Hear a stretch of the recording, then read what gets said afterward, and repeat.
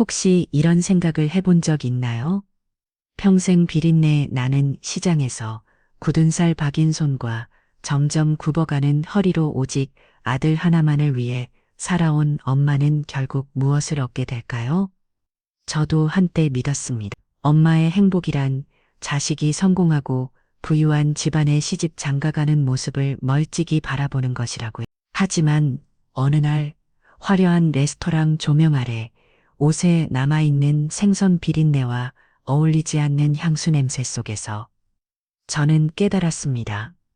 어떤 상처는 평생 아물지 않고 어떤 날 엄마라는 이름조차 스스로 떼어내고 홀로 걸어가야 할 때도 있다는 것을요.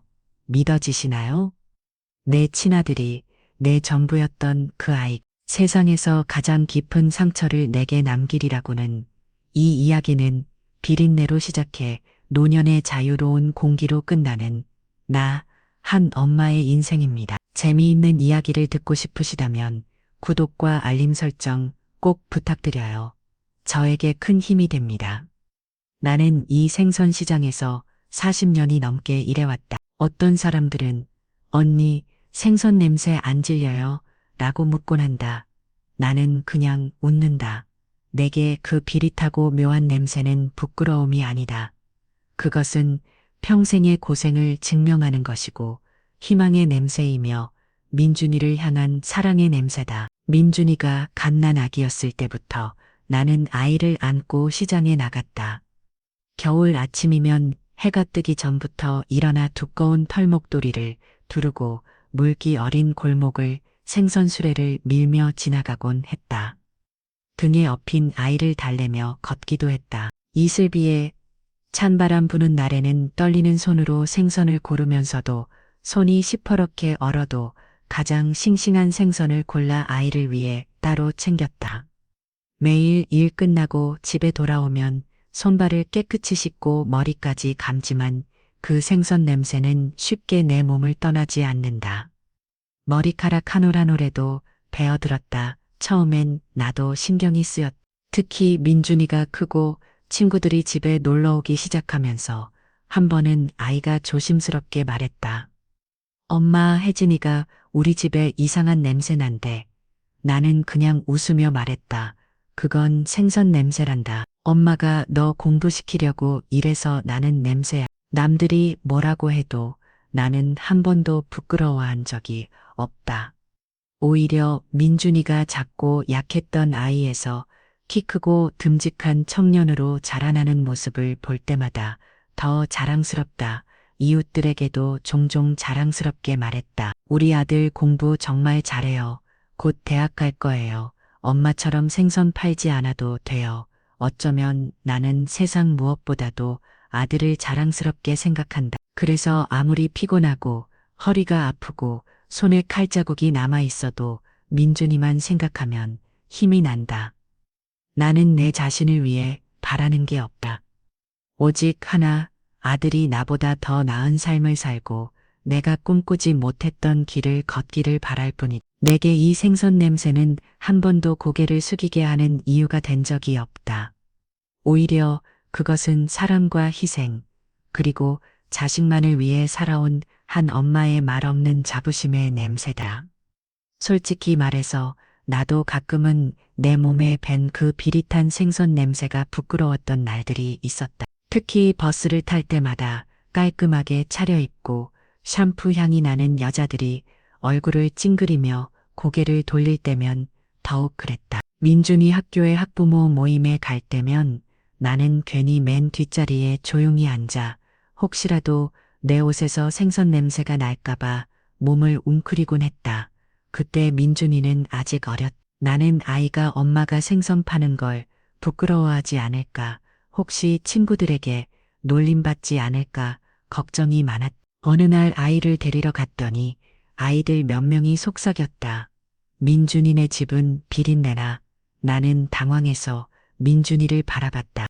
혹시 아이가 엄마를 미워하지 않을까 걱정했지만 민준이는 내 손을 꼭 잡고 미소 지으며 말했다. 엄마, 걱정하지 마. 난 익숙해. 점점 나는 그런 시선에도 익숙해졌다.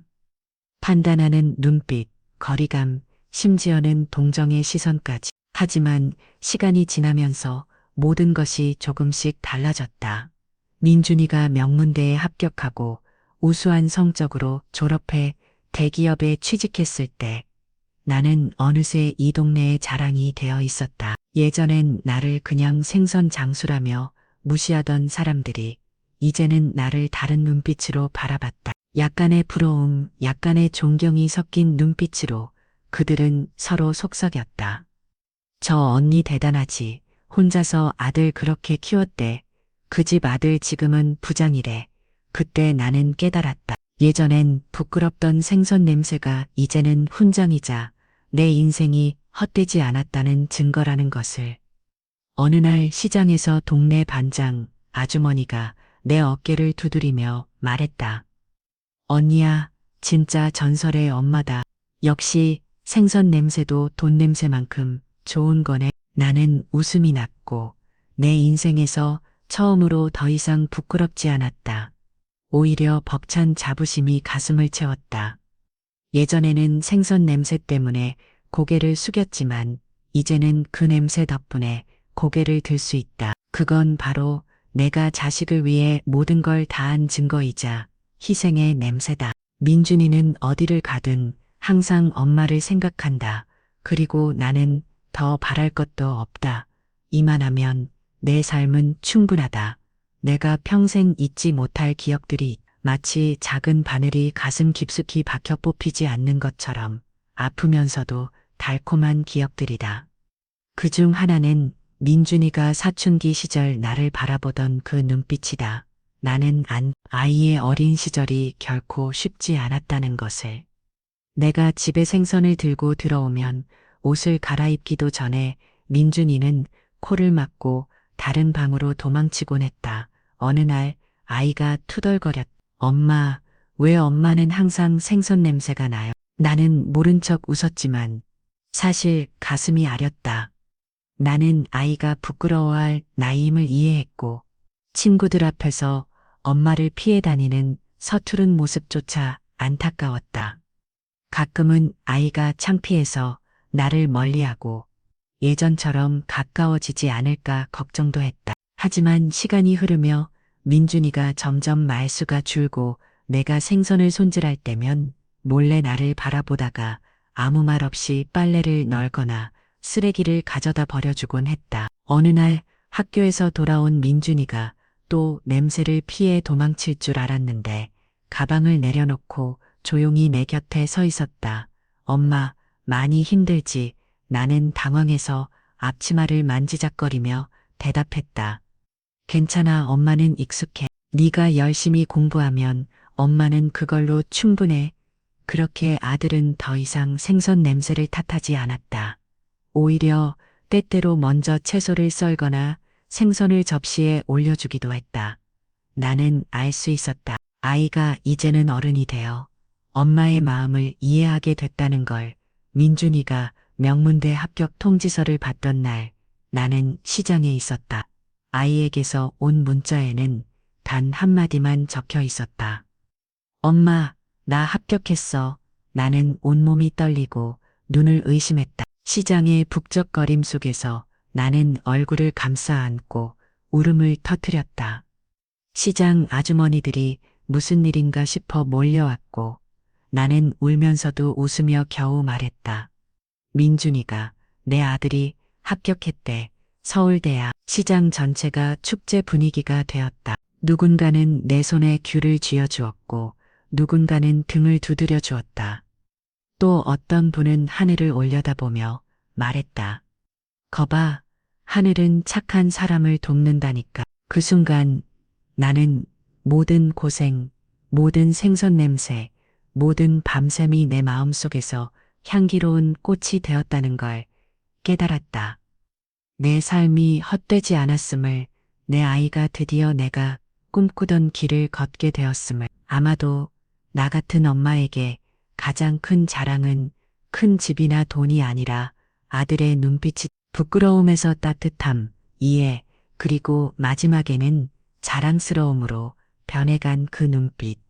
그게 내가 살아가는 이유의 전부다. 민준이가 대학을 졸업하고 큰 회사에 취직했을 때 나는 정말 세상을 다 가진 것 같아. 그날도 여느 때처럼 새벽에 일어나 시장에 나가서 생선을 손질하고 있었는데 민준이가 정장 차림으로 환하게 웃으며 집에 들어왔다. 엄마, 나 오늘부터 출근이야. 첫 월급 타면 꼭 엄마랑 외식하러 가자. 그 말을 듣는데 손에 묻은 생선 비린내도 굳은 살 박힌 손바닥도 갑자기 아무렇지 않았다. 나는 민준이 어깨를 한번 토닥이고 괜히 쑥스러워서 뒷모습만 바라봤다. 그날 저녁 동네 아주머니들이 시장에서 나를 부러워하며 말했다. 언니, 이제 한숨 돌리겠네. 아들 잘 뒀다. 나는 소리 없이 웃으면서도 마음 한구석이 뜨겁게 달아올랐다. 이제야 내 인생이 조금 보상받는구나. 그렇게 생각했다. 얼마 후 민준이가 여자친구를 집에 데려왔다. 새하얀 원피스를 입은 아가씨가 인사하며 말했다. 어머니, 처음 뵙겠습니다. 나는 그 모습을 보며 또 한 번 가슴이 벅차올랐다. 이제 내 아들도 사랑하는 사람과 미래를 그릴 수 있겠구나. 아들 옆에 앉은 예비 며느리를 바라보며 나는 다시 한번 희망을 품었다. 이제 진짜 우리 민준이에게 따뜻한 가족, 든든한 집이 생기겠구나. 그날 밤 나는 오래간만에 기도했다. 부디 이 행복이 오래오래 이어지길. 드디어 그날이 다가왔다. 민준이가 엄마, 이번 주말에 장인어른, 장모님 뵈러 가자 라고 했을 때 내 마음은 마치 첫 월급을 받았던 그날처럼 두근거렸다. 며칠 전부터 나는 마음이 조마조마해서 밤잠을 설쳤다. 어떤 옷을 입어야 할지, 머리를 어떻게 묶어야 할지, 거울 앞에서 몇 번이나 서성거렸다. 그리고 가장 중요한 것은 선물이었다. 내가 평생 일해온 시장에서 직접 고르고 손수손질한 제일 좋은 생선들만 골라서 작은 나무 상자에 곱게 담았다. 비린내가 뱄까봐 다시 한번 또 한 번 헹구고 정성스럽게 포장지로 싸서 리본까지 달았다. 이 상자 안에는 내 모든 마음이 담겨 있다. 속으로 되뇌이며 조심스럽게 상자를 들어 올렸다. 아침에 거울을 보니 주름진 얼굴이 조금 낯설게 느껴졌다. 그래도 오늘만큼은 나는 민준이 엄마로 한 집안의 어른으로 당당하고 싶었다. 민준이가 엄마 준비 다 됐어요? 하고 부를 때 나는 떨리는 목소리로 대답했다. 응, 다 됐다. 이것만 있으면 돼. 내 손에 들린 건 단순한 생선이 아니었다. 그건 내 인생, 내 사랑, 내 모든 희망이 담긴 오직 한 번뿐인 엄마의 선물이었다. 솔직히 말하면 그날만큼은 내가 민준이 엄마라는 사실이 세상에서 제일 자랑스러웠다. 우리 아들이 이렇게 훌륭한 집안, 명문가의 딸과 결혼하게 된다는 사실만으로도 나는 하늘을 나는 기분이었다. 이제 우리도 드라마에 나오는 그런 고급 집안과 한 식구가 되는 거구나. 시장에서 만난 아주머니들한테 자랑하고 싶을 만큼 마음이 벅찼다. 하지만 막상 약속 장소인 고급 레스토랑 앞에 서니 심장이 마구 뛰기 시작했다. 유리창 너머로 보이는 샹들리에, 하얀 식탁보, 번쩍이는 은식기. 나는 괜히 내 옷깃을 다시 한번 만지작거렸다. 안으로 들어서자 종업원이 정중하게 안내해줬지만 나는 어쩐지 구두가 바닥에 달라붙는 것만 같았다. 내가 평생 살아온 세상과는 너무나도 다른 공간이었다. 숨까지 조심스러워졌다. 괜히 민준이 체면 구기는 거 아니야? 속으로 몇 번이나 손에 든 선물 상자를 꼭 쥐었다. 그 순간 민준이가 내 손을 잡아 끌며 작게 말했다.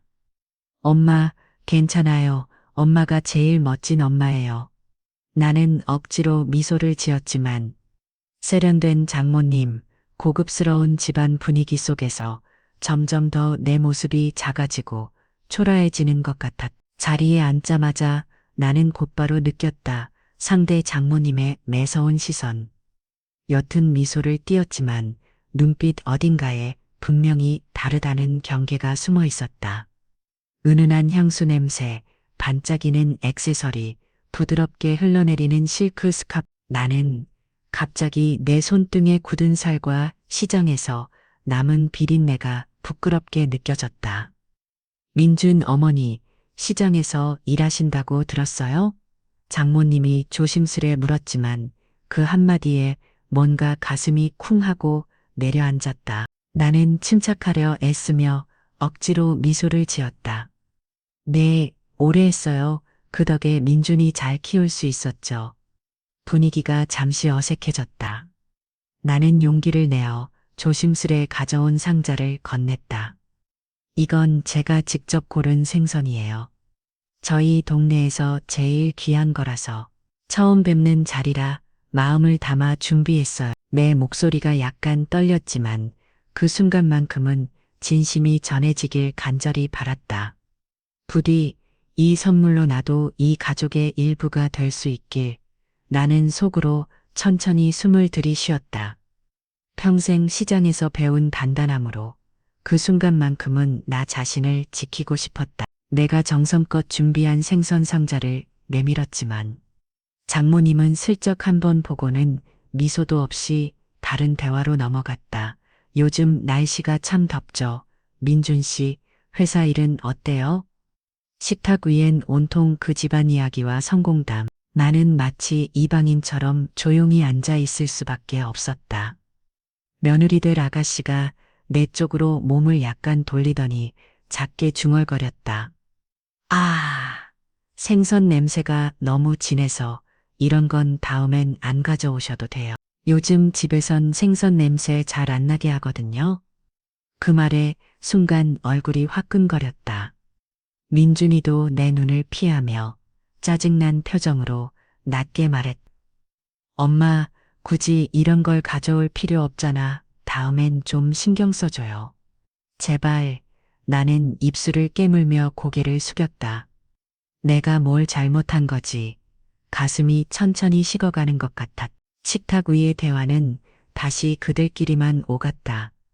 나는 점점 더 투명해지는 기분이었다. 분위기가 점점 차가워질수록 민준이의 얼굴도 굳어졌다. 장모님이 한 번씩 나를 바라볼 때마다 민준은 자꾸만 나를 쳐다보며 한숨을 쉬었다. 식사가 끝나갈 무렵 민준이 갑자기 목소리를 높였다. 엄마, 제발 좀 그만해요. 왜 이렇게 눈치도 없으세요? 그 소리에 모두가 순간 멈칫했다. 나는 깜짝 놀라 두 손을 모으며 작게 대답했다. 엄마가 뭘 잘못했니? 민준은 더 이상 참지 못하겠다는 듯 자리에서 벌떡 일어나 내 팔을 확 잡아 끌었다. 밖으로 좀 나와요 지금. 나는 허둥지둥 따라 나가려는데 그 순간 민준이 내 머리채를 거칠게 잡아당겼다. 제발 이런 식으로 창피하게 만들지 마요. 왜 자꾸 내 앞에서. 순간 눈앞이 하얘졌다. 몸이 휘청이고 숨이 막히는 것 같았다. 내 아들, 내 전부였던 아이가 모두가 보는 앞에서 나를 이렇게 무너뜨렸다. 안에서 들리는 장모님의 낮은 한숨, 며느리의 비웃는 듯한 표정, 그리고 바닥에 떨어진 내 작은 구두. 그 자리에서 나는 한없이 작아지고 한순간에 세상에서 가장 외로운 사람이 되었다. 그 순간 내 모든 것이 무너졌다. 얼굴이 달아오르고 온몸이 떨렸다. 민준이의 차가운 손이 내 머리채를 잡아당겼을 때 나는 진짜 아무것도 아닌 사람이 되어버린 것 같았다. 눈앞이 흐려지고 식탁 위에 놓여있던 생선 상자도 누군가의 팔에 치이면서 바닥에 떨어져 산산조각이 났다. 그 안에 있던 정성껏 고른 생선, 내 마음까지 함께 흩어졌다. 주변 사람들은 아무도 다가오지 않았다. 종업원들도, 장모님도, 며느리도 모두 나를 피하거나 못 본 척했다. 나는 그 자리에서 꼼짝 못한 채 깨진 선물 상자를 바라봤다.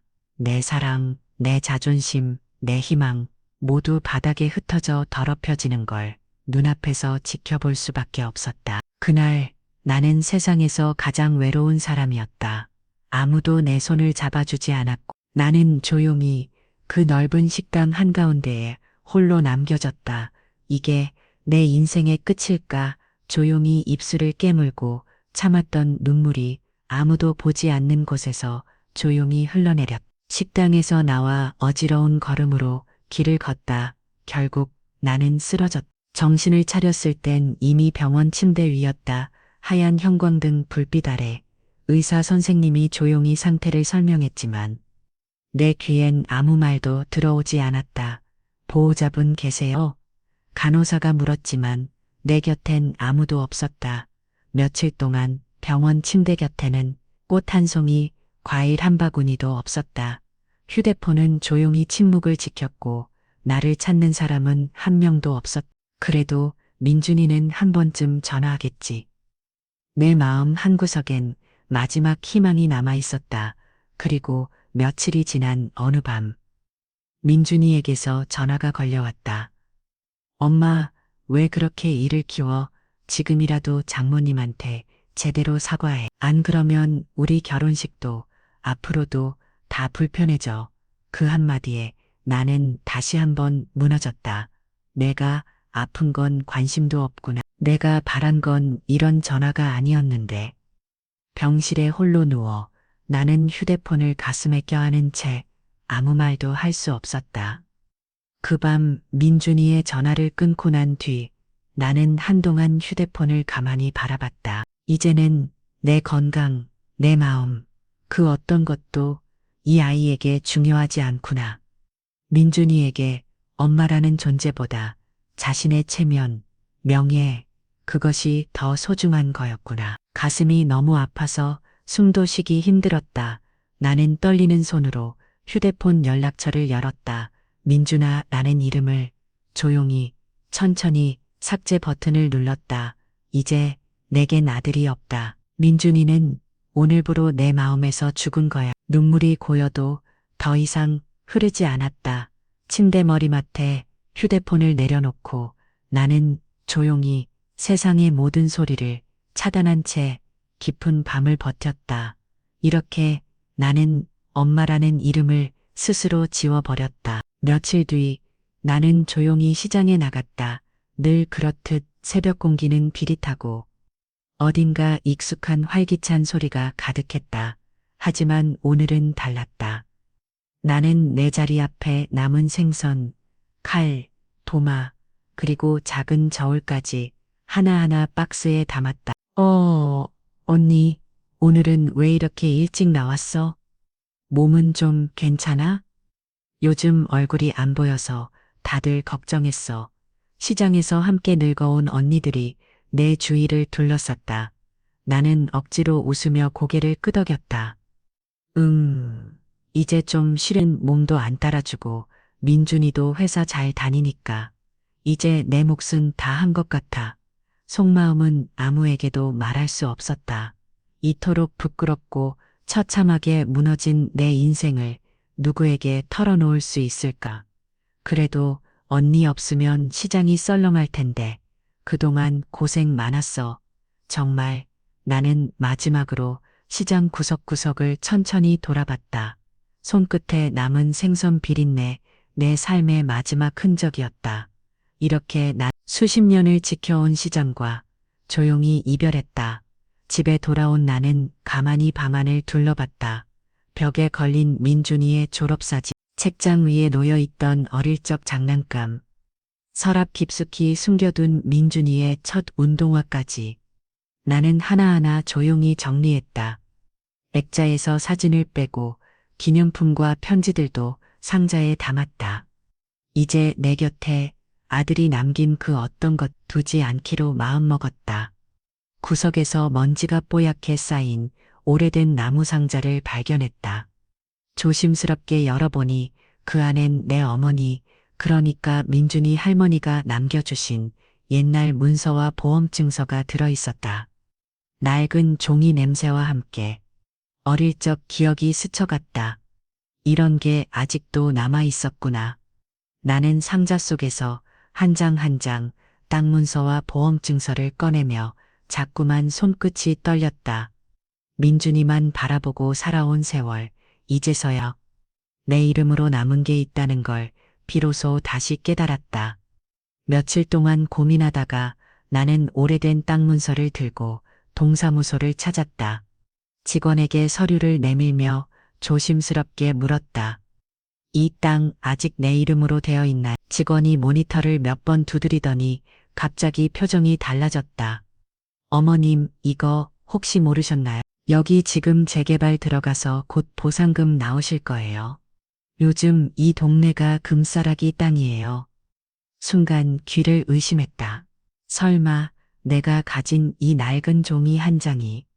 며칠 뒤 시청에서 연락이 왔다. 생전 처음 들어보는 큰 금액의 보상금이 내 계좌로 입금된다는 통보였다.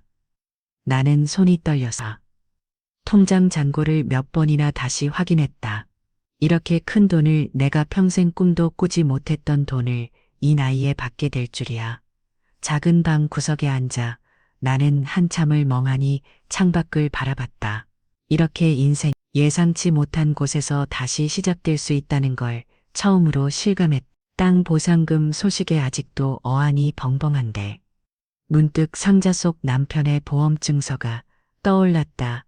보험회사에 전화를 걸어 확인해 보니 수십 년 동안 쌓인 이자가 붙어 적지 않은 금액이 된다는 소식이 돌아왔다. 어머, 남편분께서 살아계실 때 참 꼼꼼하게 챙기셨네요. 이제 이 돈도 찾아가실 수 있어요. 전화를 끊고 나는 소파에 앉아 한참을 눈 감았다. 이렇게까지 나만 혼자인 줄 알았는데 내 부모님도 내 남편도 나를 얼마나 사랑해줬던 걸까. 가난과 외로움에 허덕일 때마다 나는 늘 혼자라고 생각했는데 뒤늦게서야 이렇게 든든한 사랑이 내 곁에 남아 있었다는 걸 처음으로 깨달았다.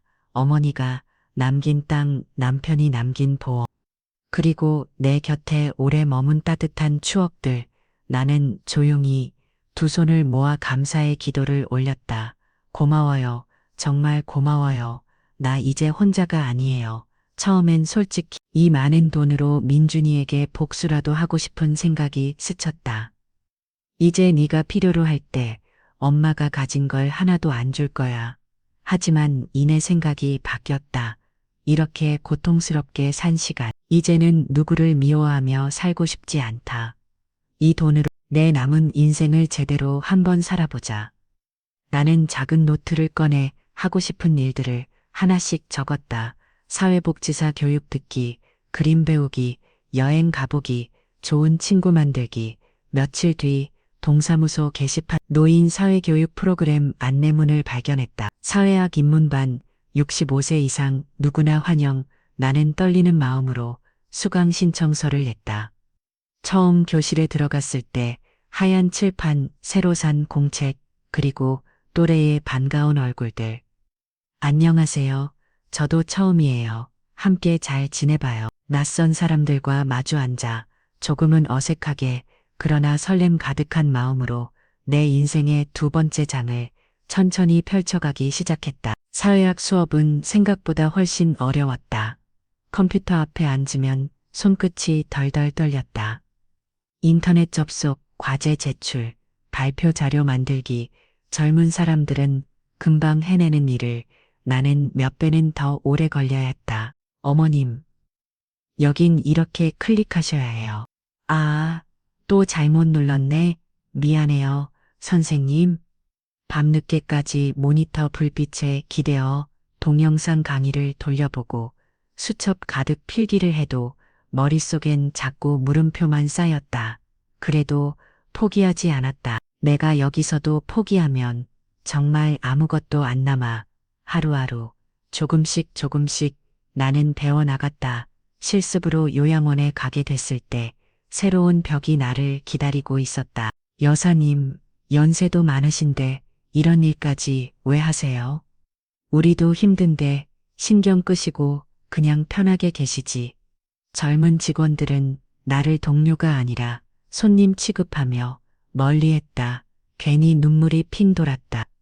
나도 나름대로 해보려고 온 건데 마음 한구석이 허전하고 며칠은 그만두고 싶다는 생각도 들었다. 하지만 여기서 멈추고 싶지 않았다. 나는 속으로 다짐했다. 한 번만 더, 조금만 더 해보자. 언젠가는 내가 여기서도 필요한 사람이 될 수 있을 거야. 요양원 실습 마지막 주, 나는 한 할머니와 특별한 인연을 맺게 되었다. 그분은 가족에게 버려진 채 침대에만 누워 있었다. 말도 거의 없고 누가 와도 눈길 한 번 주지 않았다.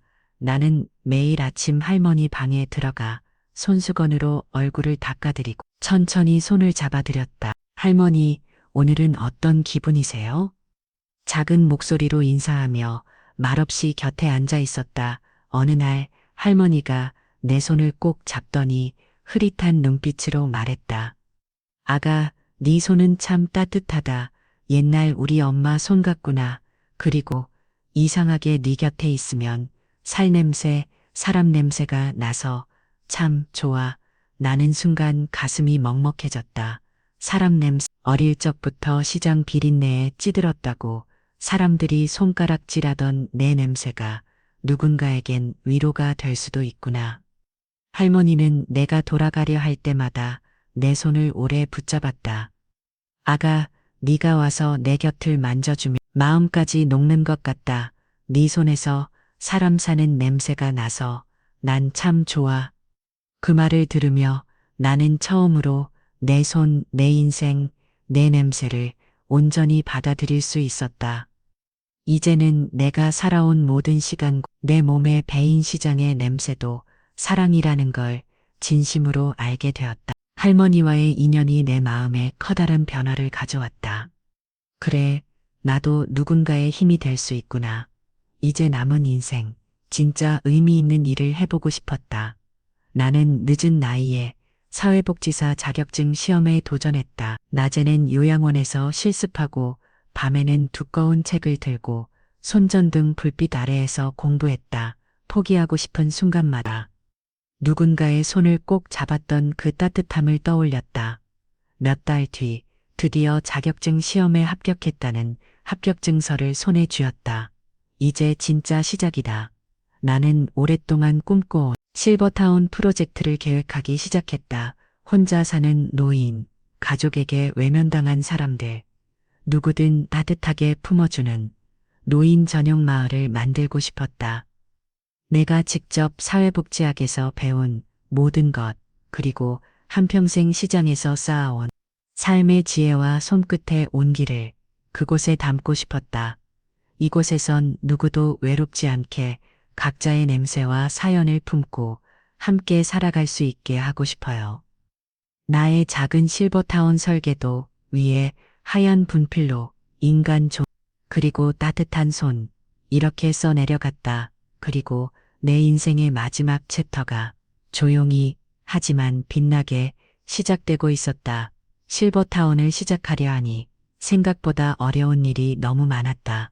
땅을 사고 행정 절차를 밟다. 사람을 모으는 것까지 하나부터 열까지 모르는 것 투성이었다. 은행 창구에서 서류를 내밀다가 담당자가 말했다. 이런 사업은 경험이 많아야 하는데 혹시 전문가나 파트너 있으세요? 집에 돌아 작은 책상에 머리를 묻고 한참을 울었다. 내가 너무 큰 꿈을 꾼 걸까? 하지만 포기하고 싶지 않았다. 이 나이에 여기까지 왔는데 이제 와서 또 멈출 수는 없어. 며칠 뒤 사회복지사 모임에 우연히 한 젊은 건축가를 만났다. 어머님, 혹시 실버타운 짓고 싶으시다고 들었어요. 제가 도와드릴 수 있을 것 같아요. 저도 노인복지에 관심이 많거든요. 그 젊은 건축가는 내 이야기를 진지하게 들어주고 내가 그리고 싶은 실버타운을 설계도 위에 하나하나 그려주었다. 이곳의 이름은 봄의 집 어때요? 언제나 새로운 시작, 따뜻한 봄처럼. 나는 웃으며 대답했다. 정말 좋아요. 여기선 모두가 다시 피어나는 봄날처럼 살 수 있었으면 좋겠어요.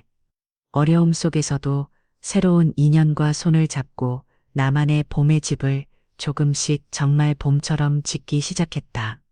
봄의 집은 내가 가진 모든 마음을 쏟아부은 곳이었다. 작은 정원에는 계절마다 꽃이 피고 햇살이 잘 드는 거실에 늘 따뜻한 차와 웃음소리가 흘러나왔다. 여긴 꼭 옛날 우리 시골집 같, 이렇게 편한 곳에서 늙을 수 있다니, 어머님, 고마워요. 노인분들이 손을 잡아주실 때마다 내 마음은 따뜻해졌다. 나는 매일매일 직접 식사를 준비하고 함께 산책을 나가고 한 분 한 분의 이야기를 들어주었다. 마지막까지 사람 냄새, 사랑이 머무는 집이었으면 해요. 나도 모르게 눈시울이 붉어졌다. 그런데 봄의 집이 점점 자리를 잡아가던 어느 날 민준이 소식이 들려왔다. 회사 사업이 망하고 아내와 이혼하고 한때 그렇게 든든하던 장인장모도 손을 놔버렸다는 이야기였다. 한때 세상 무엇보다 체면과 성공을 줬던 내 아들, 이제 누구보다 외롭고 힘든 사람이 되어 있었다. 나는 하늘을 바라보며 길게 한숨을 쉬었다. 인생이란 참 알 수 없는 거구나. 민준이는 결국 나를 찾아 헤매기 시작했다. 처음엔 전화도 문자도 오지 않더니 돈이 다 떨어지자 어릴 적 친구, 시장 사람들, 예전 이웃들까지 이곳저곳 수소문하기 시작했다. 혹시 우리 엄마 여기 계세요? 연락처 아시면 좀 알려주세요. 하지만 내가 어디 있는지 아무도 가르쳐 주지 않았. 그분, 이제 새 인생 시작하셨어요. 필요할 때만 찾으려 하지 말고 그냥 본인 일이나 잘하세요. 예전 같으면 누구라도 민준이 소식에 내 마음이 흔들렸겠지만 이젠 아니었다. 이제는 내가 내 인생을 스스로 지키고 싶었다. 민준이는 엄마라는 이름 대신 돈이 먼저였던 아이로 내 기억에 남게 되었다. 이제 나는 봄의 집에서 누구보다 평화롭고 행복하게 새로운 삶을 살고 있다. 주민들은 나 원장님, 엄마 리더라고 불러주며 작은 고민부터 큰 결정까지 언제나 내 의견을 존중해준다. 아침이면 정원에서 꽃을 가꾸고 저녁이면 함께 모여 따뜻한 차를 나눈다. 여사님, 여기 계셔 주셔서 우리가 얼마나 든든한지 몰라요. 나는 미소를 지으며 대답했다. 나도 여러분 덕분에 진짜 가족을 만난 기분이에요. 어느 날 요양원에서 만났던 할머니 한 분이 지팡이를 짚고 봄의 집에 들어오셨다. 아가, 여기 진짜 네가 만든 곳이구나. 이제 나도 네 곁에서 마지막 봄을 보내고 싶다. 나는 할머니 손을 꼭 잡았다. 할머니, 이곳은 우리 모두의 집이에요. 서로 기대며 따뜻하게 살아가면 돼요. 조용한 오후, 우리는 창가에 앉아 햇살을 맞으며 아무 말 없이 서로의 손을 꼭 잡았다. 이렇게 내 인생의 봄은 이곳에서 다시 새롭게 피어나고 있었다. 어느 늦은 오후 실버타운 정원 앞 벤치에 앉아 있는데 누군가 조심스레 나를 불렀다. 엄마, 저예요. 민준이에요. 고개를 들자 얼굴이 하쓱하고 옷차림도 초라해진 민준이가 두 손을 모은 채 내 앞에 서 있었다. 엄마, 정말 미안해요. 이제 갈 때도 의지할 사람도 없어요. 내가 한 짓 죽을 때까지 후회할 거예요. 한 번만 다시 엄마의 아들이 되고 싶어요. 나는 민준이의 얼굴을 오래 바라보았다. 한때 내 전부였던 아이. 이제는 낯선 이방인처럼 느껴졌다. 조용히 입을 열었다. 여기선 누구든 머물 수 있어. 하지만 이제 난 너를 내 아들이라고 부를 수 없어. 내 마음은 더 이상 흔들리지 않았다. 민준이를 불쌍하게 여길 감정도 미워할 힘도 이미 모두 내 안에서 사라져 있었다. 나는 담담하게 그저 한 사람의 노년으로, 한 사람의 어른으로 민준이를 지켜볼 뿐이었다. 민준이는 내 앞에 무릎을 꿇었다. 얼굴은 눈물로 얼룩지고 손은 떨려 있었다. 엄마, 제발 내가 뭘 하든 시키는 대로 할게요. 밥도 하고 청소도 할게요. 한 번만 용서해 주세요. 다시 엄마 아들로 살게 해 주세요. 나는 조용히 고개를 저었다. 민준아, 이제 난 더 이상 네 엄마가 아니야. 네가 내게 준 상처, 나도 이젠 놓아주려 한다. 우리 인연, 여기까지였나 봐. 난 너를 미워하지도 더 이상 원망하지도 않아. 그냥 각자의 삶으로 돌아가면 좋겠구나. 내 목소리는 담담했고 내 마음은 더 이상 흔들리지 않았다. 그 순간 나는 내가 평생 쌓아온 모든 업, 역을 다 갚았다는 걸 깨달았다. 이제 나는 민준이의 엄마가 아니라 오직 나라는 한 인간으로서 내 남은 삶을 살아가기로 마음먹었다. 세월이 흘러 나는 내 인생의 마지막 장에서 비로소 진짜 행복과 자존감을 되찾을 수 있었다. 더 이상 누구의 엄마, 누구의 아내, 누구의 희생이 아니라 나라는 사람 자체로 이곳에 서 있다. 아침이면 거울 앞에 서서 스스로에게 인사했다. 오늘도 잘 살자. 지금의 내가 참 자랑스럽다. 봄의 집 식구들도 내가 세운 원칙을 늘 잊지 않게 해주고 싶었다. 나는 직원들에게 자주 말했다. 누군가 도움을 요청하거든. 그 사람이 정말 마음을 다해 살아온 사람인지 꼭 지켜봐 주세요. 불쌍하다고 아무에게나 다 내어주는 게 진짜 사랑은 아니에요. 정말 마음이 따뜻한 사람, 스스로를 포기하지 않은 사람에게 기회를 주세요. 우리의 마음과 도움도 소중하게 쓸 줄 알아야 해요. 이제 내 인생은 누군가에게 휘둘리는 것이 아니라 스스로 지키고 스스로 선택하는 진짜 소중한 하루하루가 되었다. 어느 조용한 봄날 아침, 나는 정원 벤치에 앉아 햇살에 눈을 감았다. 지나온 세월이 파노라마처럼 스쳐간다. 힘겹고 외로웠던 시장의 새벽, 민준이를 안고 울던 밤, 모진 굴욕과 상처, 그리고 다시 시작한 용기와 따뜻함. 이제 나는 누구의 엄마, 누구의 딸, 누구의 아내가 아니라 오직 나로 살아간 완전한 자유를 얻었다.